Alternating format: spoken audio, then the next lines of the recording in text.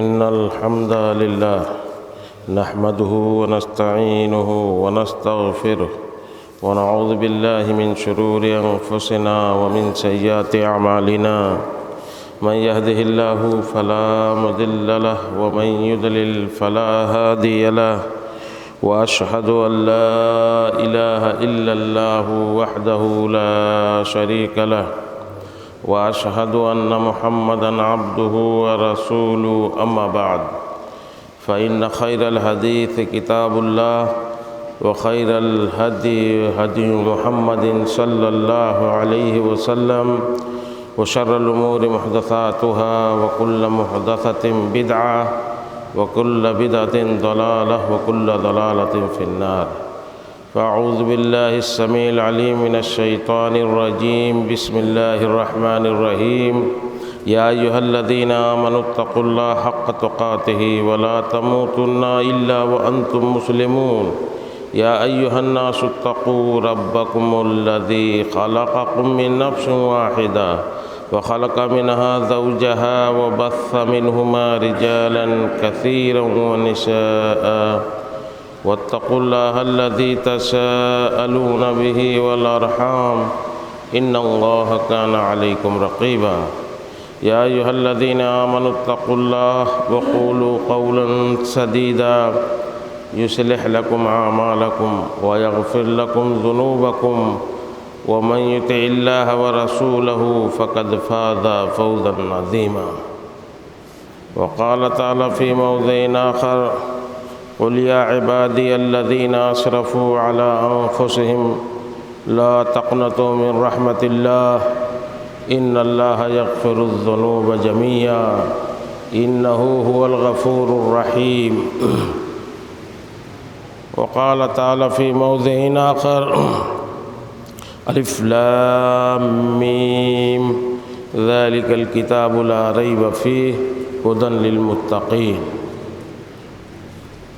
وعن عبد الله بن عمر رضي الله تعالى عنهما قال فرض رسول الله صلى الله عليه وسلم زكاة الفطر على العبد والحر والذكر والأنثى والصغير والكبير من المسلمين متفق علیہ۔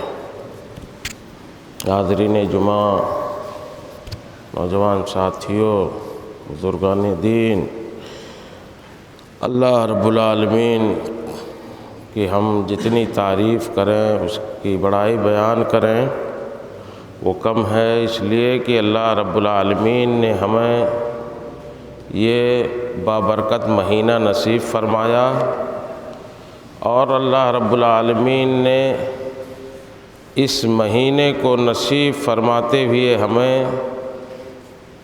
عبادت کرنے کی توفیق دی۔ روزے، قیام اللیل، صدقہ و خیرات، قرآن کی تلاوت، یہ ساری چیزیں اللہ نے ہمیں عطا کی، اس کی توفیق دی۔ اب رمضان المبارک کا مہینہ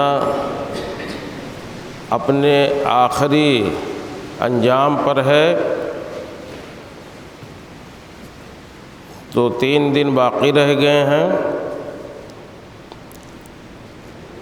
یقین مانو کہ یہ رمضان المبارک کا مہینہ یا تو ہم لوگوں کے لیے گواہ ہوگا، ہمارے لیے گواہ ہوگا، جو ہم نے اللہ کی طاعتیں کی ہیں، فرما برداریاں کی ہیں، عبادتیں کی ہیں، اور اللہ کے مرضی کے مطابق اس رمضان کے مہینے کو ہم نے گزارا ہے، تب تو یہ مہینہ ہمارے حق میں گواہی دے گا، اور یا تو یہ مہینہ ہمارے خلاف ہوگا، ہمارے خلاف اس کی گواہی ہوگی۔ ہم میں سے جنہوں نے اس مہینے کی قدر نہیں کی، اسے اللہ کی عبادت و فرما برداری میں نہیں گزارا، اس رمضان کے مہینے کی اہمیت کو نہیں سمجھا، اسے اہمیت نہیں دیا، عام دنوں کی طرح سے وہ اللہ کی نافرمانی میں لگا رہا، اس کی وقات نہیں کی، عزت نہیں کی، تو یقین مانو یہ مہینہ ہمارے خلاف گواہی دے گا۔ یہ دو چیزیں کان کھول کر کے سن لیں، یا تو ایسا ہوگا کہ یہ ہمارے حق میں گواہی دے گا یہ مہینہ جو گزر چکا تقریباً، اور یا تو ہمارے خلاف ہوگا۔ اگر خلاف ہوگا، اگر حق میں ہوا تو وہ لوگ بڑے خوش نصیب ہیں جن کے حق میں یہ رمضان المبارک کا مہینہ گواہی دے گا، اور بڑے بد نصیب ہیں وہ لوگ جن کے خلاف یہ مہینہ کھڑا ہوگا، جن کے خلاف گواہی دے گا۔ اسی لیے یہ جو 2-3 دن باقی بچے ہیں اس مہینے کے، ان کو غنیمت ہم سمجھیں، اسے اللہ کی فرما برداری میں ہم گزاریں۔ ابھی ایک آیت تلاوت کی گئی ہے، اللہ رب العالمین سورہ زمر میں فرماتا ہے، قُلْ يَا عِبَادِيَ الَّذِينَ أَسْرَفُوا عَلَىٰ أَنفُسِهِمْ لَا تَقْنَطُوا مِن رَحْمَةِ اللَّهِ إِنَّ اللَّهَ يَغْفِرُ الذُّنُوبَ جَمِيعًا إِنَّهُ هُوَ الْغَفُورُ الرَّحِيمُ۔ اے نبی پاک صلی اللہ علیہ وسلم کہہ دیجئے میرے بندوں سے اور ان بندوں سے، اشرفوا علی انفسہم، جنہوں نے زیادتی کی ہے اپنے نفسوں پر، جنہوں نے زیادتی کیا، ظلم کیا اپنے نفسوں پر، چاہے کسی طرح کا ہو ظلم، یا اس مہینے میں تقصیر اور کمی کر کے اس کا حق نہ ادا کر کے جو کمی کیا ہے، اللہ فرماتا لا تقنطوا من رحمت اللہ، اللہ کی رحمت سے نا امید نہ ہو، ان اللہ یغفر الذنوب جميعا، کیوں؟ اس لیے کہ اللہ رب العالمین سارے گناہوں کو معاف کرتا ہے، اور کیوں نہ کرے، انہ هو الغفور الرحیم، وہ پروردگار تو غفور الرحیم ہے، رحم کرنے والا، مغفرت کرنے والا ہے۔ یہ امید کی ایک کرن اللہ رب العالمین نے ہمیں دی ہے، اور کہا کہ اگر کمی ہوئی ہے، کوتاہی ہوئی ہے، زیادتی ہوئی ہے تو نا امید مت بیٹھو، ابھی وقت ہے، اللہ کے حضور میں ہم لوگ روئیں، گڑ گڑائیں، اپنی کمیوں اور کوتاہیوں کا ذکر کر کے اللہ سے روئیں، اللہ سے مغفرت چاہیں، اللہ معاف کر دے گا۔ تو یہ بابرکت مہینہ گزر رہا ہے، چند دن بچے ہیں، 2-3 دن، ہم اپنے گناہوں کی مغفرت کرا لیں، توبہ کریں، استغفار کریں، وقت ہے ابھی، توبہ کا دروازہ ہمیشہ کھلا رہتا ہے، جب تک اس کا آخری وقت نہ آ جائے، اس کے بارے میں بتلاؤں گا کہ کب توبہ قبول نہیں ہوگا۔ اللہ کے نبی جناب محمد الرسول اللہ صلی اللہ علیہ وسلم کی ایک حدیث ہے، یقین مانو اللہ رب العالمین اتنا رحیم اور کریم ہے، اتنا شفقت والا اپنے بندوں پر، کمی ہم لوگوں میں ہے کہ ہم اللہ رب العالمین کی شفقت سے، اس کی رحمت سے فائدہ نہیں اٹھا پاتے، اس کے دربار میں ہم گڑ گڑا نہیں پاتے۔ ایک تو گنہگار ہیں، زیادتیاں کیے ہیں اپنے نفسوں پر، اور اس کے بعد جرات بھی ہمارا یہ ہے کہ ہم نہ نادم ہوتے ہیں اور نہ گڑ گڑاتے ہیں اللہ کے دربار میں۔ اللہ کے نبی جناب محمد رسول اللہ صلی اللہ علیہ وسلم نے فرمایا، انس بن مالک رضی اللہ تعالیٰ عنہ کی روایت ہے کہ للہ اشد فرحا من توبۃ عبدہ حین یتوب الیہ۔ اللہ کے نبی نے فرمایا، انس بن مالک رحمۃ اللہ علیہ رضی اللہ تعالیٰ عنہ فرماتے ہیں کہ اللہ کے نبی صلی اللہ علیہ وسلم نے فرمایا کہ اللہ رب العالمین بہت زیادہ خوش ہوتا ہے اپنے بندے کے توبہ سے۔ یہ اس کے شفقت کی نشانی ہے، وہ اس کے رحمت کی نشانی ہے کہ زیادتی کرنے والا، گناہ کرنے والا بندہ پھر بھی اسے شفقت کرتا ہے، رحمت کرتا ہے۔ اسی لیے آپ حدیث میں پائیں گے کہ اللہ رب العالمین للہ اشد فرحا، بہت زیادہ خوش ہوتا ہے جب اس کا بندہ اس کی طرف لوٹتا ہے، توبہ کرتا ہے۔ اور پھر مثال دے کے اللہ کے نبی صلی اللہ علیہ وسلم نے بتلایا کہ تم میں سے ہر وہ شخص جتنا خوش ہوتا ہے، مثال دیا کہ جس کی سواری صحرا میں، عرب کا صحرا مشہور ہے، دور دور تک نہ کہیں زندگی کی رمق دکھائی دیتی ہے، نہ نشانی، نہ کہیں درخت دکھائی دیتے ہیں، سائے دار بس ایسے چٹ پٹ چھوٹے درخت کہیں صحرا میں ہوتے ہیں، اور نہ پانی، نہ غذا، نہ زندگی کے آثار۔ وہاں اگر کسی کی سواری غائب ہو جائے تو اللہ کے نبی صلی اللہ علیہ وسلم نے فرمایا کہ تم میں سے کسی کی سواری اگر صحرا میں غائب ہو جائے اور اسی پہ اس کے کھانے پینے کا سامان بھی ہو، پھر کتنا وہ مایوس ہوگا، ایک دم سے ٹوٹ جائے گا، اور اسی حالت میں، مایوسی کی حالت میں وہ ایک سائے کے نیچے جا کر کے لیٹ جاتا ہے اور اسی مایوسی کے عالم میں ہوتا ہے۔ لیکن جب پھر اچانک وہ دیکھتا ہے تو اس کے سامنے اس کی وہی سواری اس کے سامان کے ساتھ، پانی اور دانے کے ساتھ اس کے سامنے کھڑی ہوتی ہے، بہت خوش ہوتا ہے اور اٹھ کر کے اس کا لگام پکڑ لیتا ہے، اور اس کے بعد وہ اتنا خوش ہوتا ہے وہ بندہ کہ وہ کہتا ہے کہ اے اللہ، تو میرا بندہ ہے اور میں تیرا رب ہوں۔ من شدت الفرح، حدیث میں آیا کہ اتنی خوشی ہوتی ہے، اتنی خوشی کے مارے وہ بھول جاتا ہے کہ وہ کیا کہہ رہا ہے۔ وہ یہ کہہ جاتا ہے کہ اللہ تو میرا بندہ ہے اور میں تیرا رب ہوں۔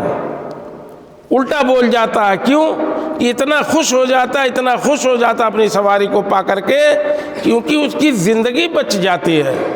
اگر وہ سواری نہ ملتی، کھانے پینے کا سامان اسی پہ تھا، تو سمجھ لو اس کی موت یقینی تھی۔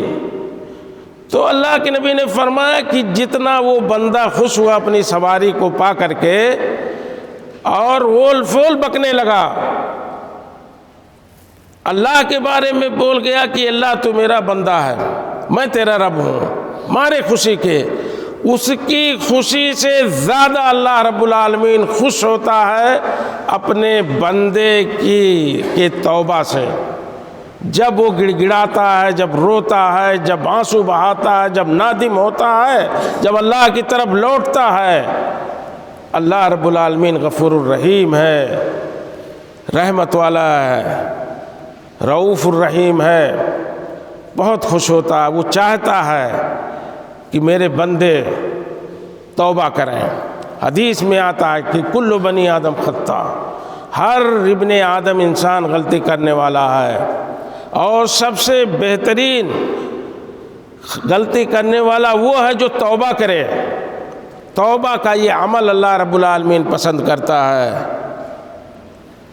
قرآن میں اللہ رب العالمین مومنوں کو خطاب کرتے ہوئے کہتا ہے کہ اے ایمان والو، اللہ کے حضور میں توبہ کرو، توبت نصوحہ کا ذکر ہے۔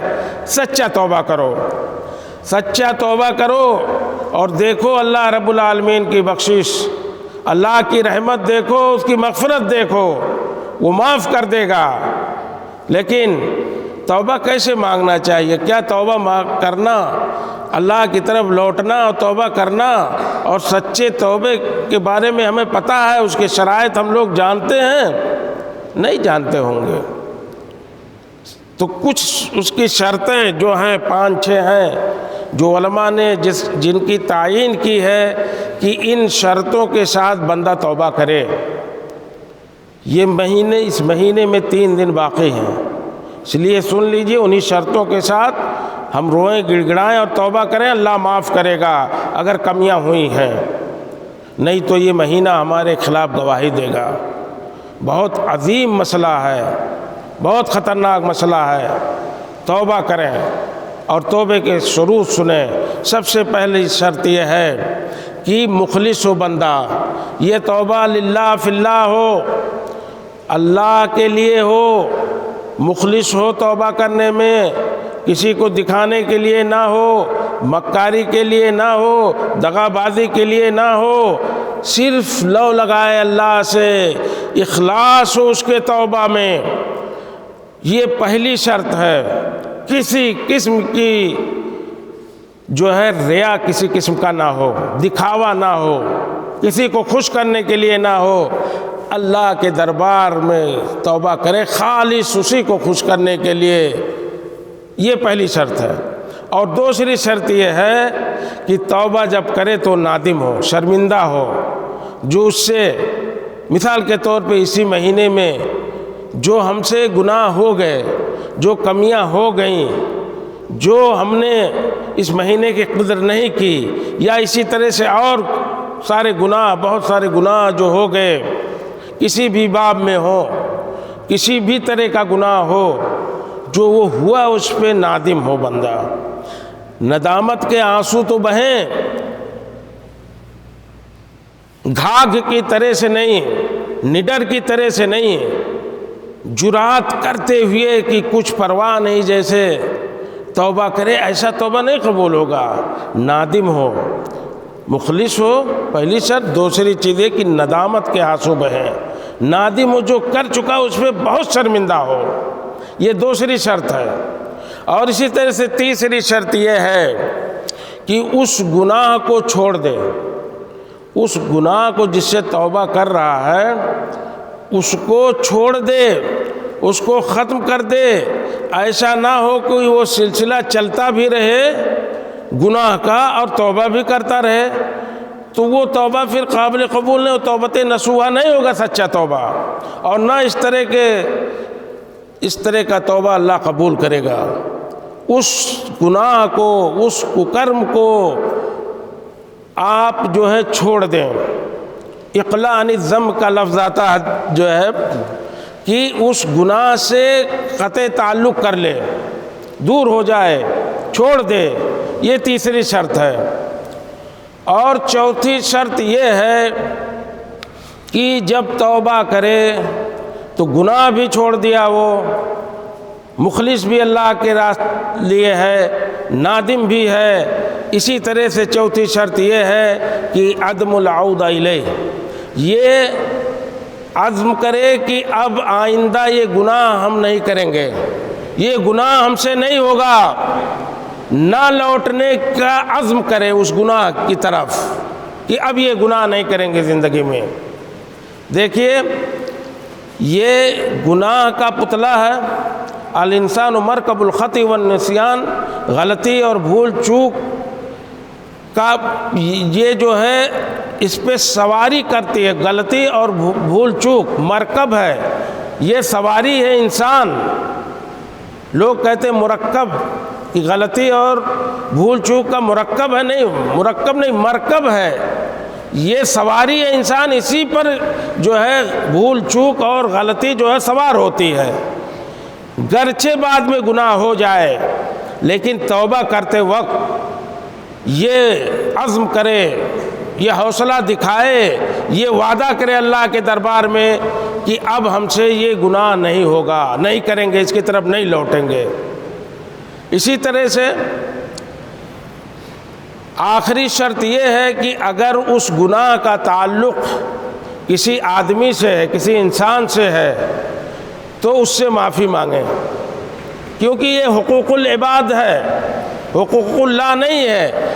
جب بھی وہ گناہ جس سے توبہ آپ کر رہے ہیں حقوق العباد سے متعلق ہو، بندوں کے متعلق ہو، بندوں کا آپ نے حق کھایا، اس حق کو لوٹانا ہوگا، اس پہ ظلم آپ نے کیا ہے، اس کو گالی دیا، اس کو ستایا ہے، کسی بھی طرح کی زیادتی آپ نے کی ہے، تو اس کی طرف رجوع کرنا ہوگا، اس سے معافی تلافی کرنی ہوگی۔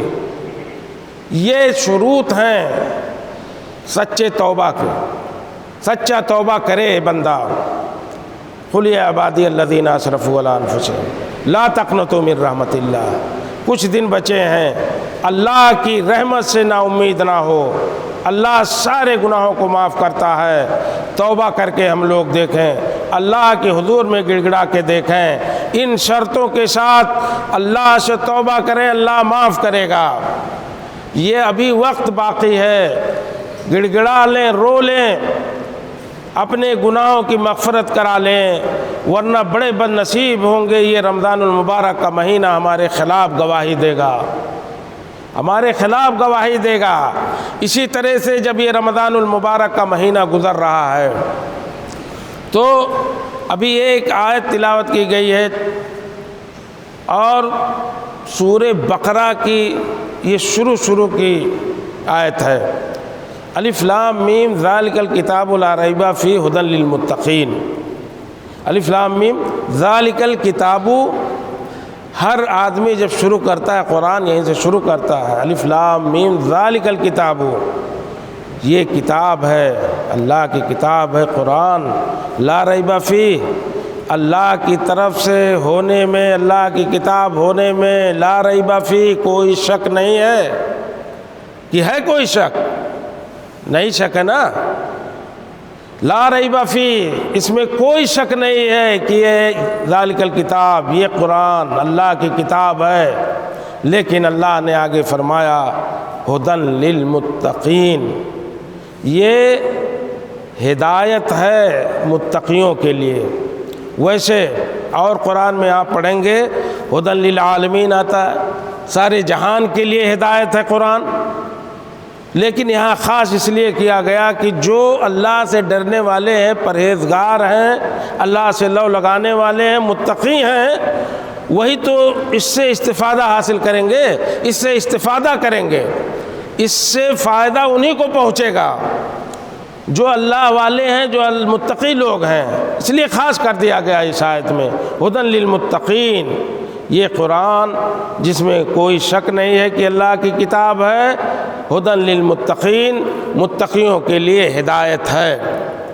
بڑے افسوس کے ساتھ کہنا پڑ رہا ہے کہ یہ قرآن، اور شروع ہی میں قرآن کریم اعلان کرتا ہے، چیخ چیخ کے کہتا ہے کہ یہ قرآن ہدایت ہے، ہدایت کے لیے ہے، صرف تلاوت کے لیے نہیں ہے۔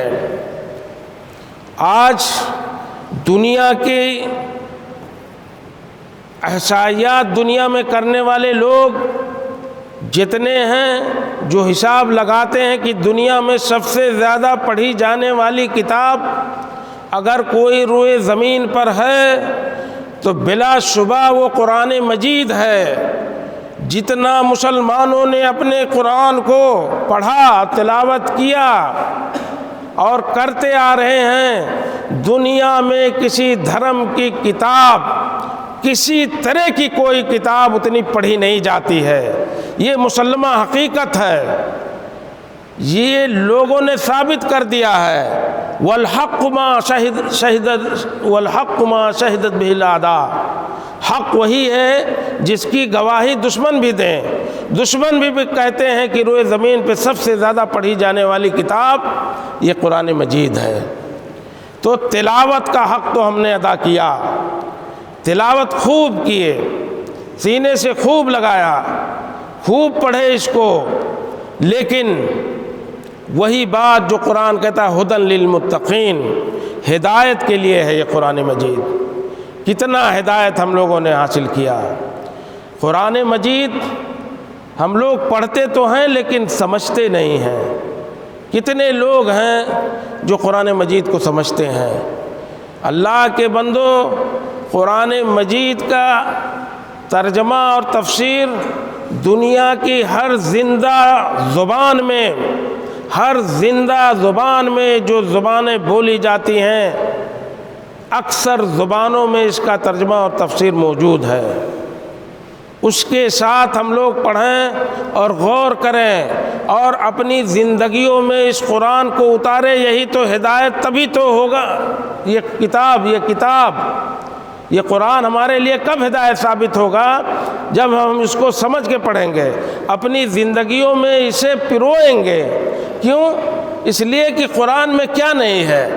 قرآن میں عقیدہ ہے، اللہ وحدہ لا شریک غفور الرحیم کی وحدانیت ہے۔ چیخ چیخ کے قرآن یہی تو کہتا ہے، سارے انبیاء کا ذکر کرتا ہے اور یہ کہتا ہے کہ سارے لوگ وَلَقَدْ بَعَثْنَا فِي كُلِّ أُمَّةٍ رَسُولًا أَنِ اعْبُدُوا اللَّهَ وَاجْتَنِبُوا الطَّاغُوتَ۔ ہر قوم میں ہم نے جب نبیوں کو بھیجا تب انہوں نے یہی ایک نعرہ لگایا کہ اللہ کی عبادت کرو، وَاجْتَنِبُوا الطَّاغُوتَ، اللہ کے سوا جتنے معبود باطلاں ہیں سب سے پرہیز کرو، سب سے ناطہ توڑ دو۔ یہی تو توحید ہے۔ اس کی دعوت عقیدے کی قرآن نہیں دیتا ہے؟ اگر دیتا ہے تو کتنا ہم نے ہدایت حاصل کیا۔ پھر مسلمان کیوں بھٹک رہا ہے در در؟ کیوں شرک اور گمراہیوں میں پھنسا ہوا ہے؟ کیوں لوگوں کے پاس مانگنے جاتا ہے؟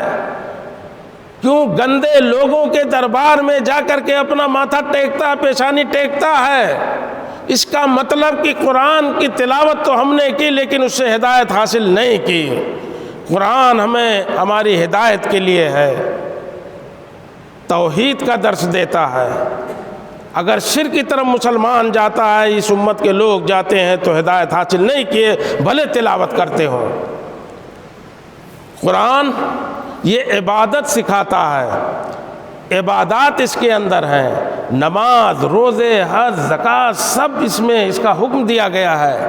اگر اس سے برگشتہ ہے اللہ کی عبادتوں سے مسلمان تو تلاوت تو کیا لیکن ہدایت حاصل نہیں کیا۔ اس میں معاملات ہیں آپ کے شادی بیاہ کے، طلاق کے، خلا کے، بیع و شراء کے یعنی خرید و فروخت کے، یہ سارے معاملات اس کے اندر موجود ہیں۔ اگر ان برائیوں سے اور بازاروں میں اگر مسلمان دھوکے بازی کرتا ہے، جھوٹ بولتا ہے، مکاری کرتا ہے، بے ایمانی کرتا ہے، تو ہدایت حاصل نہیں کیا اس قرآن سے، تلاوت کیا صرف۔ یقین سب مانو کہ یہ تلاوت کے لیے یہ کتاب نہیں ہے، ھدی للمتقین، ہماری ہدایت کے لیے ہے۔ اس قرآن مجید کے اندر اخلاقیات ہیں، اخلاق کی باتیں کی گئی ہیں۔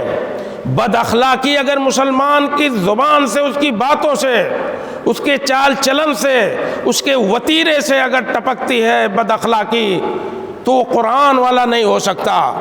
اس مسلمان نے قرآن کی تلاوت گرچہ کی ہو لیکن قرآن سے ہدایت حاصل نہیں کیا۔ کیا چیزیں نہیں ہیں؟ انجام اس میں بتلایا گیا کہ مشرکین کا، پہلی قوموں کا، جنہوں نے انبیاء کو جھٹلایا، جنہوں نے اللہ کی کتابوں کو اور اللہ کی بڑی بڑی آیتوں کو، نشانیوں کو ٹھکرا دیا، ان کا انجام کیا ہوا؟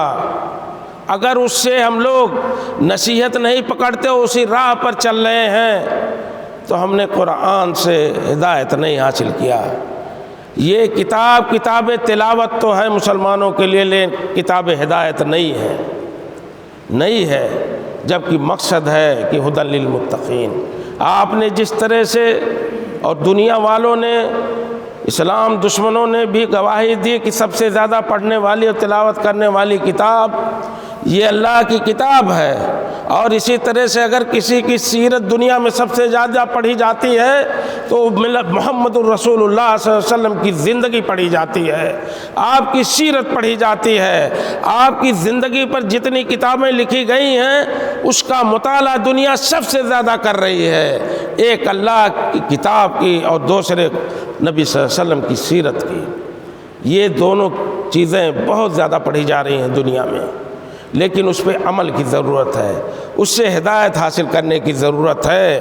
قرآن کا تعلق اس مہینے سے اس لیے یہ باتیں کر رہا ہوں، اسی مہینے میں، اور یہ جو آخری عشرہ چل رہا ہے اسی آخری عشرے میں، انہی طاق راتوں میں لیلۃ القدر ہے، 21، 23، 25، 27، 29 میں سے کسی رات میں، اور اسی لیلۃ القدر کی رات کو قرآن کا نزول ہوا۔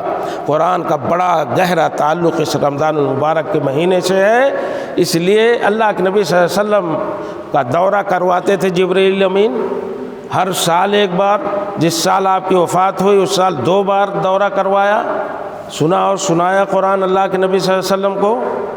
تو قرآن کو پڑھنا چاہیے، قرآن کو سمجھنا چاہیے، اس کا تعلق اس رمضان المبارک کے مہینے سے ہے، بہت گہرا تعلق ہے، اس لیے کبھی غافل نہ ہو۔ اگر قرآن سے غافل ہو گئے، صرف پڑھنے کے حد تک پڑھتے رہے، کچھ نہیں سمجھتے ہیں، پڑھتے ہیں کچھ نہیں سمجھتے ہیں، کیا اس لیے قرآن آیا؟ نہیں، غور کیجئے، ہدایت کے لیے ہمارے لیے ہے۔ قرآن میں اللہ رب العالمین فرماتا ہے وَلَقَدْ يَسَّرْنَا الْقُرْآنَ فَهَلْ مِن مُدَّكِرٍ، ہم نے قرآن کو آسان کیا ہے۔ اتنی جامع ہے قرآن اور اس قدر آسان ہے، آپ پڑھتے جائیں دل نہیں بھرے گا، اور سوچیں گے کہ اور کچھ ٹائم مل جائے اور پڑھتا رہوں، دل تھکتا نہیں۔ اتنی حلاوت ہے، اتنی مٹھاس ہے اس کی تلاوت میں، آسان کیا اللہ نے کہا ہم نے قرآن کو، تو ہے کوئی ذکر حاصل کرنے والا اس سے؟ ہدایت حاصل کرنے والے ہم لوگ ہیں، پڑھنے والے تو بن گئے لیکن ہدایت نہیں حاصل کرتے، یہ بد نصیبی ہے، اس طرف ہمیں دھیان دینا ہوگا۔ ایک چھوٹی سی بات اور ہے صدقۃ الفطر کے تعلق سے۔ صدقۃ الفطر یہ جو ہے اللہ کے نبی جناب محمد رسول اللہ صلی اللہ علیہ وسلم نے فرض کیا ہے، فرض ہے۔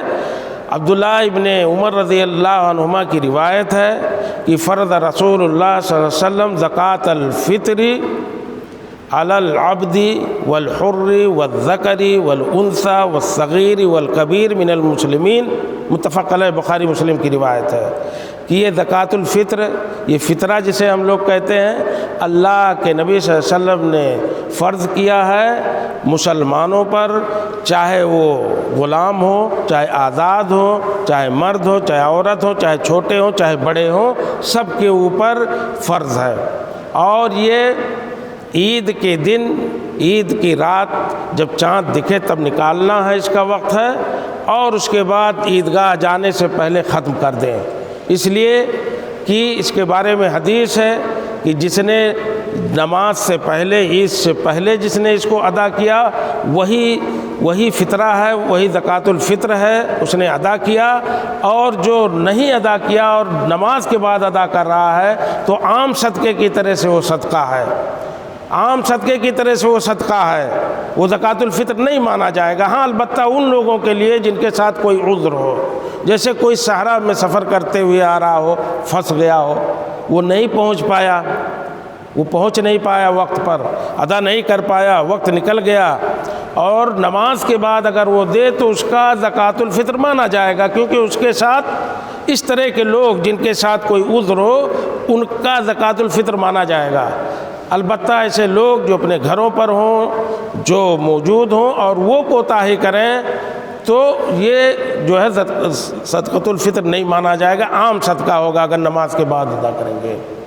اسی طرح سے یہ عبداللہ ابن عباس رضی اللہ عنہما کی ایک اور روایت ہے ابو داؤد کی، آپ نے فرمایا کہ اللہ کے نبی صلی اللہ علیہ وسلم نے فرض کیا، فرض رسول اللہ صلی اللہ علیہ وسلم زکوٰۃ الفطر طہرۃ للصائم طعمۃ للمساکین و طہرۃ للصائم من الرفث واللغو، یہ جو فرض کیا اللہ کے نبی صلی اللہ علیہ وسلم نے صدقۃ الفطر، زکوٰۃ الفطر مسلمانوں پر، تو یہ روزے دار جو غلطیاں کرتا ہے، جو بدزبانی کر جاتا ہے، اس کے لیے یہ پاکی ہے، اس کے اس گناہ کو، اس کی اس غلطی کو، اس کے جو زبان کے حفوات ہیں، لغو ہیں، رفض ہیں، نازیبا باتیں ہیں، ان سے جو ہے اس کے روزے کو پاک کر دیتا ہے یہ زکوٰۃ الفطر۔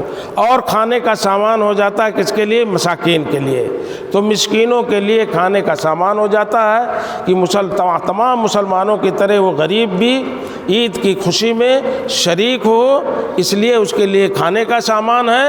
اور روزے داروں کے لیے جو وہ بکواس کر گئے ہیں، جو غلط باتیں بول گئے ہیں، اس سے پاکی ہے۔ یہ حکمت ہے اس کے اندر۔ اللہ رب العالمین سے دعا ہے کہ الہ العالمین ہمیں توفیق و طاقت دے کہ یہ 2-3 دن جو اس مہینے کے مبارک مہینے کے بچے ہوئے ہیں، اس میں ہم اللہ کی طرف رجوع کریں، ہم سے جو کمیاں رہ گئی ہیں اس کے لیے ہم اللہ سے مغفرت چاہیں، اللہ کے حضور میں روئیں، گڑ گڑائیں، توبہ کریں۔ وقت ابھی باقی ہے اور توبہ کا دروازہ ہمیشہ کھلا رہتا ہے جب تک کہ سورج جو ہے مغرب سے یعنی پچھم سے طلوع نہ ہو جائے، یعنی قیامت کی نشانی نہ آ جائے، قیامت قائم ہونے کی، تو وہ سب کے لیے پھر دروازہ بند ہو جاتا ہے۔ اور ہر ایک آدمی کا ایک آخری وقت ہے، وہ ہے حضرت عمر فاروق رضی اللہ تعالیٰ عنہ کی روایت ہے کہ ان اللہ یقبل توبۃ العبد ما لم یغرغر، بندے کا توبہ اللہ رب العالمین ہر وقت قبول کرتا ہے جب تک کہ نزاع کی حالت اس کی نہ آ جائے۔ جب اس کی موت کی حالت آ جائے، اس کی روح آ کے اٹک جائے اس کے گلے میں، تو اس کا آخری وقت ہو گیا۔ اگر اس وقت توبہ کرے تو توبہ کا وقت اس کا نکل گیا۔ تو ہم لوگ توبہ کریں، وقت باقی ہے، حالت صحت میں ہیں، اور اللہ سے ہم گڑ گڑائیں، جو ہم نے زیادتیاں کی ہیں اس کے لیے توبہ کریں، استغفار کریں اور اپنے گناہوں کی مغفرت چاہیں۔ اللہ سے دعا کہ اللہ ہمیں اس کی توفیق و طاقت عطا فرمائے۔